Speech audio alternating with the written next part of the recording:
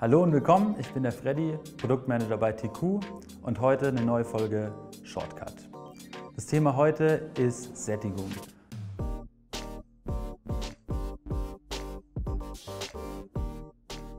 Was genau ist Sättigung? Sättigung ist ein bisschen kompliziert sich vorzustellen, aber ich versuche das Ganze mal einfach darzustellen. Wenn ein Magnet in der Nähe von zum Beispiel einem Eisennagel ist, dann verhält sich dieser Eisennagel in dem Moment wie ein Magnet selbst. Wenn der Magnet in seiner Nähe stärker ist, ist automatisch auch der Eisennagel ein stärkerer Magnet. Kann ich damit jetzt einen unendlich starken Magneten bauen oder erschaffen? Nee, leider nicht.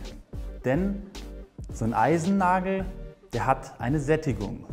Die Sättigung führt dazu, dass er sozusagen ein Maximum hat, bei dem er sich irgendwann einpendeln wird, über das seine magnetische Stärke nicht hinausgehen kann. Was bedeutet dieser Effekt jetzt genau für einen Motor? Ein Motor hat im Inneren im Endeffekt auch einen Eisenkern. Um diesen Eisenkern herum sind Kupferspulen gewickelt. Der Eisenkern ist sozusagen unser Nagel. Wenn ich in die Kupferspule einen Strom einpräge, agiert diese als Magnet. Das heißt, er magnetisiert den Eisenkern. Dieser Eisenkern kann eben nicht unendlich magnetisch werden, was auch bedeutet, dass das Drehmoment und die Kraft in meinem Motor einem Limit unterworfen ist. Dieses Limit wird durch die Sättigung dargestellt. Die Sättigung führt in einem Elektromotor eben auch zu einem nicht-linearen Verhalten. In einem gewissen Bereich verhält sich der Motor linear. Das bedeutet, Strom, Drehmoment sind direkt proportional zueinander.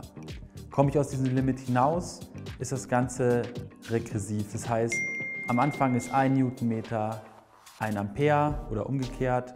Danach lässt sich das aber nicht so weiterführen, dass 2 Ampere 2 Newtonmeter sind, sondern sind 2 Ampere auf einmal nur noch 1,5 Newtonmeter. Das heißt, die Kurve ist keine Gerade, sondern eine Kurve.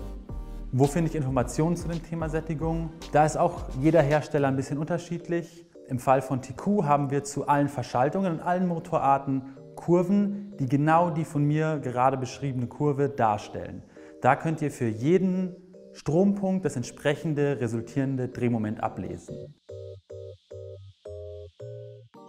Wichtig ist diese Sättigung vor allen Dingen in der Regelung eures Motors, weil ihr eben bedenken müsst, dass ihr nicht einfach den Strom erhöhen könnt und damit direkt proportional mehr Drehmoment bekommt, sondern dass das Ganze eben einem gewissen nicht-linearen Effekt unterworfen ist.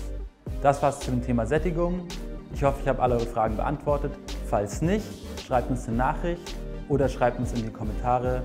Wir werden alle eure Fragen beantworten. Ciao.